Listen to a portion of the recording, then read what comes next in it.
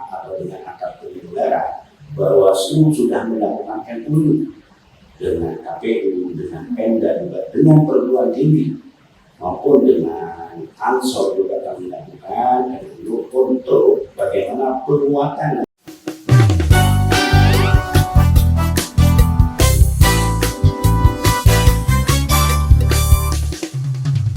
Hai teman pemilih, jumpa kembali di Bromo Podcast, Ngobrol Demokrasi Podcast PKBU Kabupaten Probolinggo. Teman pemilih, narasumber kita pada pagi hari ini adalah seorang yang istimewa. Beliau adalah Bapak Zaini Gunawan MPD. Beliau adalah Komisioner Bawaslu Kabupaten Probolinggo. Assalamualaikum Pak. Waalaikumsalam warahmatullahi wabarakatuh. Apa kabar Pak? Alhamdulillah sehat. Alhamdulillah selalu sehat. Baik teman pemilih, kita langsung saja ya berkenalan dengan beliau. Ini Pak, teman pemilih ini banyak penasaran dengan sosoknya Pak Gun ini. Monggo Pak, saya persilakan untuk memperkenalkan diri. Baik, terima kasih. Selamat siang teman-teman semuanya. Nama saya Zaini Gunawan yang biasa dipanggil atau sudah dikenal Legun atau Bapak Zaini. Silakan mau panggil apa yang enak, saya dengar. Kami di Bawaslu Kabupaten Probolinggo ada di Kodim SDMO, Sumber Daya Manusia dan Organisasi, yang banyak menangani tentang organisasi yang ada di Bawaslu Kabupaten Probolinggo. Alamat saya di RT 7 RW 2 di Desa Geding, Kecamatan Geding, Kabupaten Probolinggo. Mungkin itu saja, Mbak. Siap, berarti warga Geding Pak? Ya, warga Geding. Dekat. Siap. Baik teman pemilih, perkenalan singkat tapi menarik dari Pak Gunawan atau biasa dipanggil sama Legun. Legun bisa. Oh gitu. Jadi Legun ini merupakan komisioner Bawaslu Kabupaten Probolinggo yang berdomisili di Geding. Baik Legun, saya panggil Legun aja. Ya. Baik Legun, kita mulai pertanyaan yang teman pemilih pasti penasaran ini. Pertanyaan pertama nih. Profil Bawaslu Kabupaten Probolinggo dan perjalanan karir Legun di Bawaslu Kabupaten Probolinggo itu seperti apa sih? Baik, terima kasih. Kalau melihat dari profil, kami menjadi Bawaslu, tapi sebelumnya itu namanya Panwaslu. Saya dulu karir di 2008 di Panwas Kecamatan Geding selama 2 periode. Setelah itu di 2012 kami ada di Panwas Kabupaten Probolinggo. Dan 2018 kami ada di Bawaslu. Karena di Bawaslu ini di tahun 2018 itu Bawaslu menjadi badan dari panitia menjadi badan. Alhamdulillah kami masih menetap dan masih kerasan di Bawaslu. Insya Allah mudah-mudahan kedepannya masih kerasan. Tempat kantor Bawaslu tidak jauh dari kantor KPU, tinggal 500 meter ke selatan. Pasar di daerah jalan di kantor Bawaslu Kabupaten Probolinggo. Sedangkan untuk profil atau struktur kami juga ada 5 komisioner yang dipimpin oleh ketuanya Bapak Fatul Khoib dan ada divisi pendidikan tangga. Dan pada saya SDMO, Sumber Daya Manusia dan Organisasi. Lalu ada Bapak Ifkonibat, itu ada di PHE, pengawasan dan hubungan antar lembaga. Lalu ada yang ketiga Bapak Haji Nasaruddin, itu ada di hukum dan kehumasan. Yang terakhir Mas Yogi, itu ada di sengketa. Nah itu masih beberapa tugas komisioner akan beberapa divisi yang dipilah oleh Bawaslu. Dan untuk staf, untuk strukturnya kami belum sadar karena masih ada proses seperti itu. Pak, saya tanya ini. Untuk Bawaslu apakah juga ada ini Pak, apa namanya periodisasi untuk komisioner? Nah, selama ini untuk teman-teman belum masuk karena masih dihitung dari badannya. Seperti saya mestinya kalau dihitung untuk di 2023 mestinya kami sudah tidak boleh mendaftar. Tapi yang dihitung undang-undang itu yang adalah mulai dari badan Bawaslu-nya Kabupaten Probolinggo itu. Tetapi belum ada priorisasi. Siap. Berarti masih belum ini ya Pak, belum periodisasi. Cuman akan ada atau akan tidak ada kalau seperti di komisioner KPU Kabupaten Probolinggo kan maksimal 2 periode. Kalau di Bawaslu itu apakah akan juga seperti itu? Nah, insya Allah mudah-mudahan itu mungkin juga ada nanti kalau ada perubahan undang-undang. Nah, kami belum tahu banyak tentang itu, tetapi kami juga fokus dulu jangan berbicara tentang periode yang bulan, yang kita fokus ke pekerjaan. Siap untuk fokus ke pemilu 2024. Baik, terima kasih. Lanjut pertanyaan yang selanjutnya. Jenengan kan divisi SDM dan organisasi ya di Bawaslu Kabupaten Probolinggo. Yang ingin saya tanyakan ini, bagaimana persiapan SDM Bawaslu dalam menghadapi pemilu serentak tahun 2024? Ya, baik, terima kasih Mbak. Kami di situ karena kami di bagian keorganisasian, kepegawaian, kami sudah menyiapkan mulai dari 2020, 2021, kami sudah melakukan giat-giat yang dilakukan oleh Bawaslu tentang bagaimana penguatan atau bekerja secara profesional baik itu staf maupun pimpinan kita. Kami tugasnya adalah bagaimana bekerja secara profesional, bagaimana menguatkan pekerjaan yang profesional itu untuk menatap atau menghadapi pemilu 2024 ini. Itu kami sudah lakukan, sering kami lakukan dengan jalan rakor, dengan jalan rapat biasa di kantor. Itu kami sudah lakukan. Dan insya Allah semua staf insya Allah sudah siap semua untuk menghadapi pemilu di 2024 ini. Sudah solid Pak ya, insya Allah sudah solid. Baik, menarik sekali. Stafnya juga ada beberapa staf juga banyak Pak. Maksudnya apa dibagi per bagian, per divisi, komisionernya, linier dengan komisionernya misalnya? Iya, semuanya memang para staf itu memang ada bagian-bagiannya. Ada staf divisi SDO, ada staf PP dan yang lainnya. Itu semuanya itu diberikan bekal untuk lebih fokus kepada divisinya, sehingga pada waktu pelaksanaan maupun tidak bukan pelaksanaan kami sudah siap semuanya. Nah, tidak hanya itu nanti kalau sudah ada penguatan ke bawah juga kami akan melakukan juga seperti itu. Baik, pertanyaan selanjutnya, bagaimana cara Bapak sebagai komandannya SDMU di Bawaslu Kabupaten Probolinggo ini untuk membangun sinergitas SDM antara penyelenggara pemilu dalam menghadapi pemilu serentak tahun 2024? Oh begitu ya.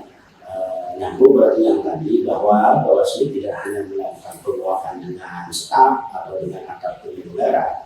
Bawaslu sudah melakukan MOU dengan KPU, dengan Pemda juga, dengan perguruan tinggi maupun dengan Ansor juga kami lakukan untuk bagaimana penguatan nanti ke depannya dengan adanya penyelenggaraan pemilu nanti, sehingga kami juga akan yang dilaksanakan oleh Bawaslu nanti melakukan koordinasi, melakukan rapor, melakukan pembelajaran seperti bagaimana pengawasan partisipatif itu dengan kampus yang ada di Kabupaten Probolinggo kami sudah lakukan, dengan SMA, dengan aliyah juga kami lakukan, sehingga kami juga tidak akan khawatir karena ada dukungan dari luar di dalam pengawasan. Apabila kami lalai atau tidak terjangkau di dalam pengawasan itu, maka yang kami ajak MOU itu dia yang harus mengajukan atau melaporkan kepada kami. Nah, itu tujuannya setidaknya adalah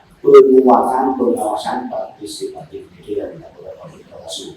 Nah, kami akan melakukan terus-menerus dengan semua lembaga, semua dengan organisasi kami akan melakukan sehingga penguatan pengawasan itu menjadi optimal dan menjadi profesional. Itu. Baik, menarik Pak. Jadi yang saya tanyakan ada beberapa lini tadi dari Bapak. Nantinya yang akan di-cover dalam tanda kutip oleh Bawaslu dalam rangka penguatan pengawasan Pak ya dalam pemilu, yang juga akan nantinya dilakukan MOU itu selain yang tadi disebutkan itu apa saja ya Pak? Jadi lini-lininya Pak, tadi kan dengan Pemda atau kampus, dengan lembaga pendidikan.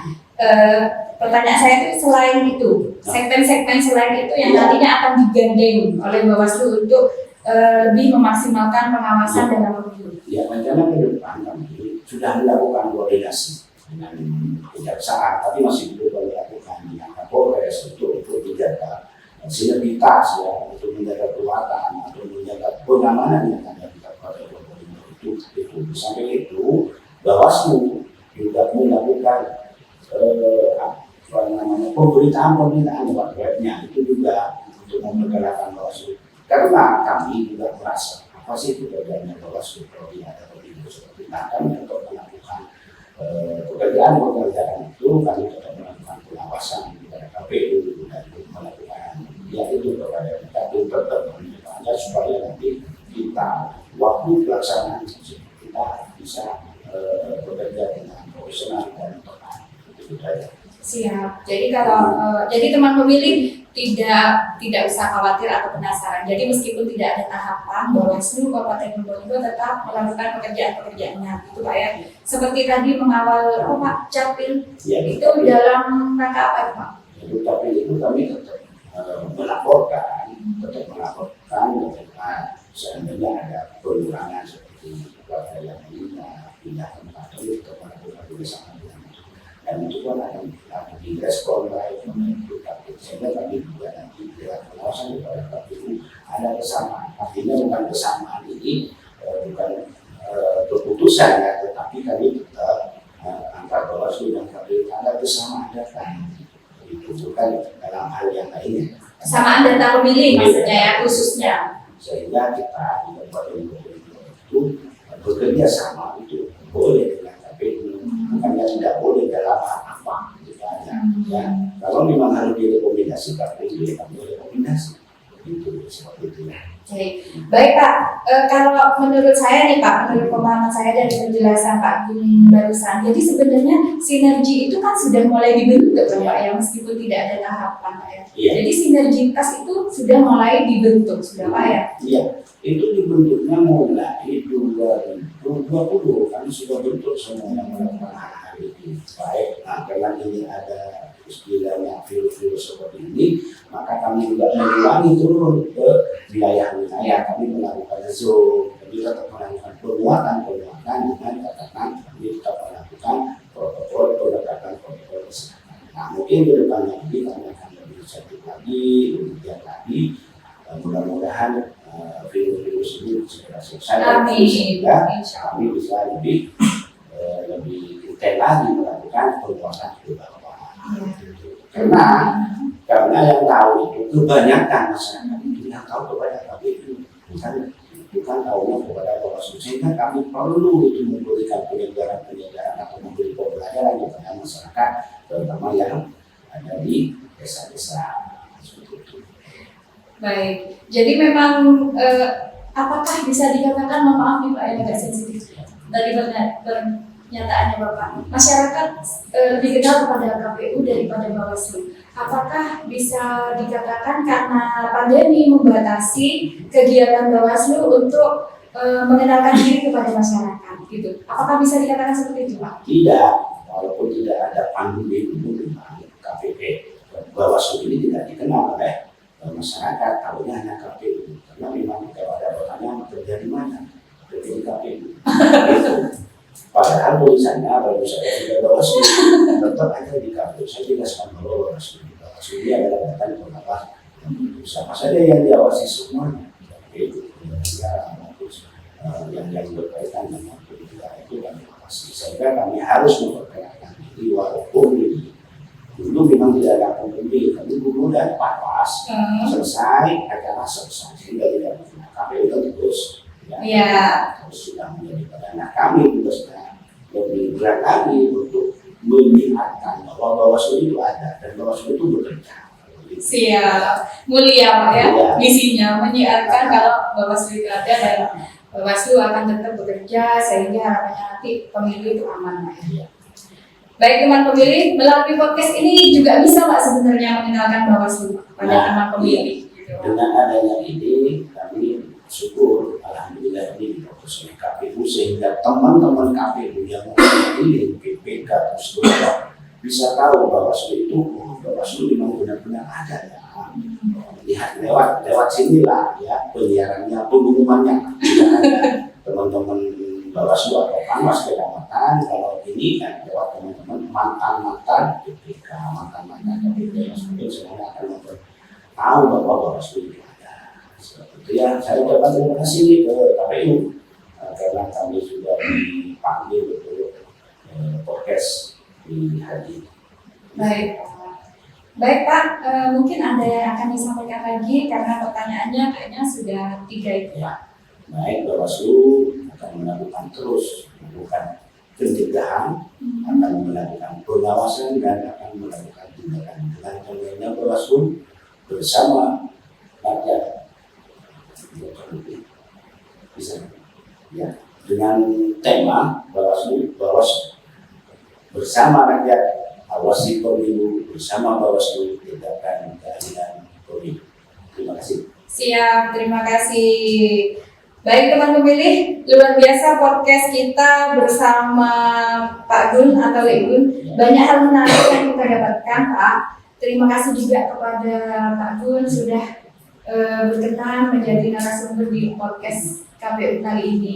Nanti kalau diundang lagi kira-kira mau Pak? Nah, kalau mau diundang itu yang lain kan ya, divisi-divisi yang lain kan harus menyampaikan dulu. Ya, itu maksud saya Pak. Divisi-divisi ya udah silakan. Siap. Baik teman pemilih, sekian podcast pada kesempatan kali ini. Kami mohon maaf apabila terdapat kesalahan. Tetap sehat ya teman pemilih, tetap semangat. Jangan lupa di like, share, and subscribe. Pak, minta tolong ya nanti juga di like, share, and subscribe-nya ya. Baik teman pemilih, see you next time. Assalamualaikum warahmatullahi wabarakatuh. Waalaikumsalam.